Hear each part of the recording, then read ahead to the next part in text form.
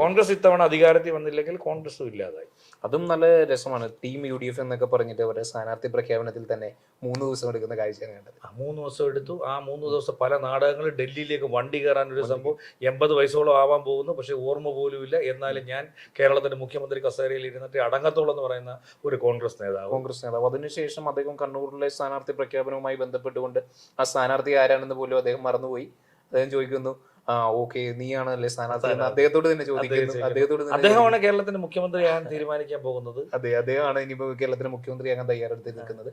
അതിനു മുമ്പത്തെ ദിവസമാണ് VD സതീശൻ പറഞ്ഞത് നമ്മൾ ടീം UDF ആണെന്ന് പറഞ്ഞ്. ഈ VD സതീശനും ഈ നമ്മുടെ പിണറായിയെ പോലെ ധാർഷ്ട്യമുള്ള ആളാണെന്നൊക്കെ പറയുന്നുണ്ട്. അത് ഒരുപാട് പേരെ വെട്ടി നിരത്തുന്നതും അദ്ദേഹം മിടുക്കനാണല്ലോ. വെട്ടി നിരത്തിയാണോ അദ്ദേഹം പിടിച്ചു നിർത്തിയതാണോ ഈ സംഗതി? അദ്ദേഹം നമ്മുടെ ശശി തരൂരുമായി ബന്ധപ്പെട്ടുകൊണ്ട് അദ്ദേഹം പറഞ്ഞു, ശശി തരൂർ ഊതി ഉറപ്പിച്ച ബലൂണാണ് എന്നാണ് അദ്ദേഹം പറഞ്ഞത്. അതിപ്പോ ജ്യോതികുമാർ ചാമക്കാലെ കുറിച്ച് പിന്നെ യൂത്ത് നമ്മുടെ കൊടിക്കുന്നിൽ സുരേഷ് 2 ദിവസം മുമ്പും ചർച്ച നടത്തിയിട്ടുണ്ട്. അല്ല, നമ്മളിപ്പോ സതീഷിന്റെ രാഷ്ട്രീയത്തെ കുറിച്ചാണല്ലോ പറയുന്നത്. രാഷ്ട്രീയം പറയുമ്പോൾ എല്ലാവരും ഉണ്ടല്ലോ. രാഷ്ട്രീയം പറയുമ്പോൾ എല്ലാവരും ഉണ്ട്. കൂടെ നിൽക്കുന്നവരെ തന്നെ തള്ളി പറയും.